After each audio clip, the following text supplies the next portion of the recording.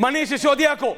अब आप वहां से निकलिए कैमरामैन के साथ फटाफट, और आप बिल्कुल मनीष सिसोदिया को फॉलो करिए। वो जा रहे हैं अरविंद केजरीवाल के घर। Next I will talk to you जब आप पहुंचते हैं अरविंद केजरीवाल के घर। So you move, pack your bags and move fast. Thank you very much. मैं जा रहा हूं। मेरे साथ भारतीय जनता पार्टी की सांसद हैं, वरिष्ठ नेत्री हैं अपराजिता सारंगी जी। मेरे साथ आम आदमी पार्टी के नेता हैं नव्यान शर्मा। मेरे साथ समाजवादी पार्टी के नेता हैं भाटी जी। वरिष्ठ पत्रकार हैं विजय त्रिवेदी जी। आरजेडी की नेत्री है प्रियंका जी। ये सब मेरे साथ जुड़ रहे हैं।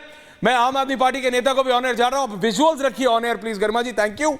सिर्फ बीजेपी के नेता से पहले पूछ रहा हूं। अपराजिता जी, आम आदमी पार्टी बोल रही है देखो कोर्ट ने छोड़ दिया आपकी पार्टी में, यानी बीजेपी ने जबरदस्ती दिल्ली के उप मुख्यमंत्री को, और अब वो कह रहे हैं कि बाकी सब आम आदमी पार्टी के नेताओं को भी जेल में रखा हुआ है। अपराजिता जी, ओनली अपराजिता जी। बहुत स्पष्टता के साथ कह दूं कि मनीष सिसोदिया जी जेल से बाहर हुए हैं, लेकिन केस बंद नहीं हुआ है, केस खुला हुआ है।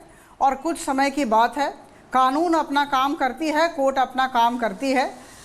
मुझे लगता है यह कंडीशनल बेल है, निश्चित तौर पर कुछ शर्त दिए गए हैं और उन शर्तों को मनीष सिसोदिया जी को पालन करना ही पड़ेगा। और बार बार कहना चाहूँगी, it is not the closure of the case is on. Aam Aadmi party के नेता भी जुड़ गए नव्यान, मैं उनके पास भी जा रहा हूं। हम डिस्कस करेंगे संसद में क्या हुआ इन नेक्स्ट 2 मिनट्स।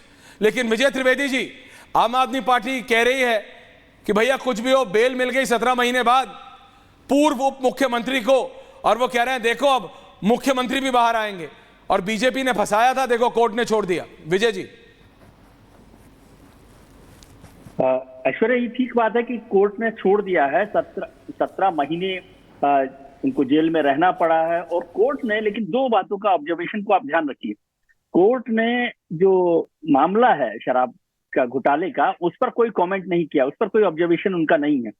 ऑब्जर्वेशन है उनकी जमानत नहीं मिलने को लेकर, हाई कोर्ट और लोअर कोर्ट को लेकर, और ईडी सीबीआई जो इन्वेस्टिगेटिंग एजेंसी है उन्होंने अपना ट्रायल नहीं किया, पूरा काम नहीं किया, उसको लेकर ऑब्जर्वेशन है।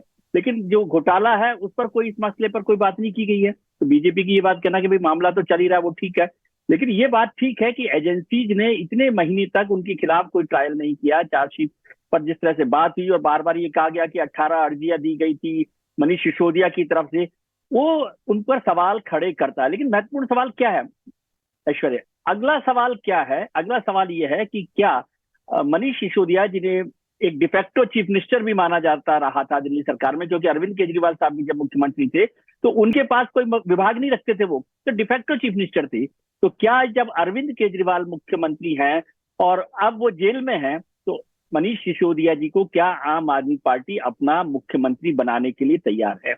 क्या अरविंद केजरीवाल जी, जो अपने सबसे विश्वस्त मानते हैं मनीष सिसोदिया जी को, ये जिम्मेदारी दे सकते हैं? क्योंकि अभी तक ये कहा जा रहा था कि कोई सीनियर लीडर ऐसा नहीं है। Vijay ji, I personally doubt मुख्यमंत्री अरविंद केजरीवाल जैसे नेता जो इतने कंट्रोल फ्रीक या कंट्रोलिंग है, ज्यादातर नेता होते हैं, लोग बीजेपी के लिए भी बोल सकते हैं, कांग्रेस के लिए आप सोच सकते हैं कि राहुल गांधी किसी और को नेता बनाएंगे, कांग्रेस का नहीं, ज्यादातर नेता होते हैं, बीजेपी में भी लोग बोलते हैं, तो सारी पार्टी में होते हैं। तो ये डेवलपिंग सिचुएशन है। मनीष सिसोदिया को बेल मिल गई है, वो बाहर आ गए, सीधा अरविंद केजरीवाल के घर जा रहे हैं। उन्होंने स्पीच दी, हमने आपको सुनाया अनंत विजय जी, बिल्कुल। लेकिन आज का जो पूछता है भारत, वो इस पे था कि संसद में एक चीज को लेके बार बार, विजुअल चेंज करना जी, थैंक यू, एक चीज को लेके बार बार तू मैं हो रही है, बहस हो रही थी, वो है नाम। मेरे को लगता था अनंत विजय जी मेरा ही नाम कंट्रोवर्शियल है, ऐश्वर्या कपूर। कई बार लोग ऐश्वर्या राय बोल जाते हैं ऑन एयर, मैं सही आपको बता रहा हूं, बोल जाते हैं। अपराजिता जी, मुझे लगता था मेरे ही नाम की दिक्कत है। विजय जी, मुझे लगता था मेरे ही नाम की दिक्कत है। देखिए, दिक्कत तो उनको भी है जिन्होंने ऑफिशियली अपना नाम राज्यसभा के रिकॉर्ड में, can I have the visuals on air Bhati ji, officially, क्योंकि समाजवादी पार्टी से भी बहुत करीबी पॉलिटिकल रिलेशन है जया जी का, तो मैं देखना चाहता हूं, वो जरा पर्ची जरा ऑन एयर कर दीजिए, उनका बायोडाटा ऑन एयर कर दीजिए, पूरा नाम लिखा है, चाहे अमिताभ बच्चन। राज्यसभा के जो चेयर हैं, वाइस प्रेसिडेंट हो या फिर डिप्टी हो, उनको एग्जैक्टली पता है, उनको नियम बताने वाले ही 10 आदमी होते हैं। वहां कोई हंसी टिटोली मजाक नहीं होता, वो किसी का नाम गलत नहीं लेंगे। और एक बार हुआ, 2 बार हुआ, हमने देखा भी कि जया जी ने भी मजाक किया 1-2 बार कि सर आप जानबूझ के कर रहे हैं, उसके बाद हंसने लगी, ये सब हुआ। लेकिन अचानक ये नाम लेना जया अमिताभ बच्चन यहां तक पहुंच जाएगा कि चेयर को बोलना पड़ेगा कि डू नॉट इंसल्ट मी।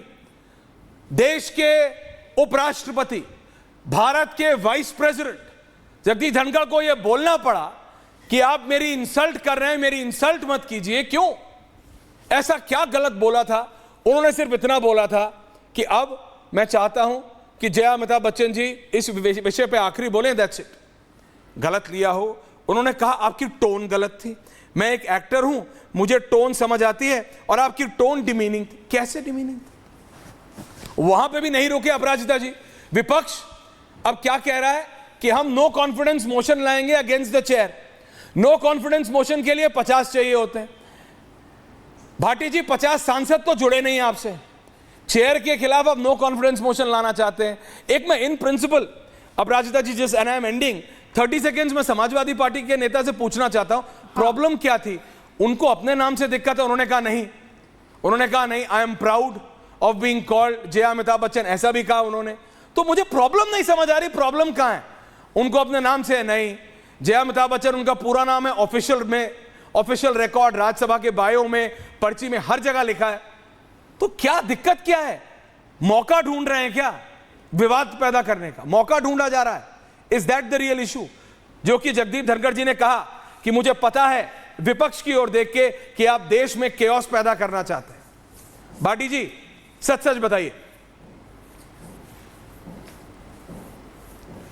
नहीं, दिक्कत सबसे बड़ी ये है कि आप मुद्दे को गंभीरता से समझना ही नहीं चाहते हैं, और देश के ज़्यादातर लोग नहीं समझना चाहते हैं।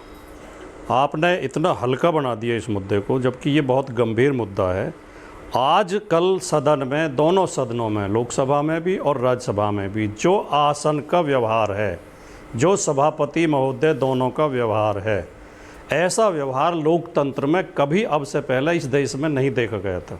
क्या है? जो सभापति के आसन पर बैठ जाता क्या है व्यवहार? आप प्लीज बताइए क्या है? पार्टी से ऊपर नहीं, आप प्लीज बताइए ना, आप प्लीज बताइए क्या ऐसा व्यवहार लगा आपको? जी, थैंक यू। बोल तो रहा हूं मैं, अगर आप सुनने देंगे तो। जो सभापति के आसन पर बैठ जाता है वो दल से ऊपर उठ जाता है, उसके लिए सब दल समान हो जाते हैं। उसका व्यवहार एकदम निष्पक्ष होना चाहिए।